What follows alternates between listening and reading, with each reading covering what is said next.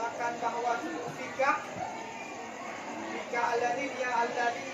yang keluar daripada dua dulu bagi Quraini yang disebutkan lahu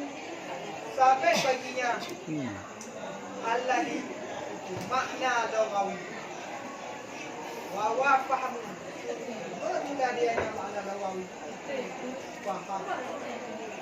wa istilahi dan pada istilah wa indah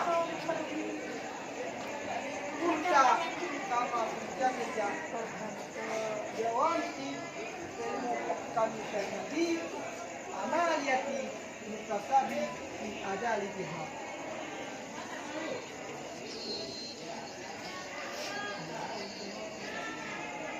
Dan pada istilah dan bermula dianya fikah mencipta jika engkau kendaki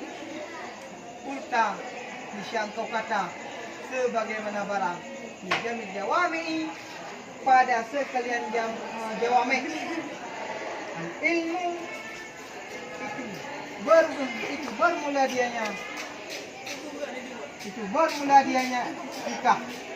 itu ilmu dengan segala hukum-hukum yang syariah al-amaliyati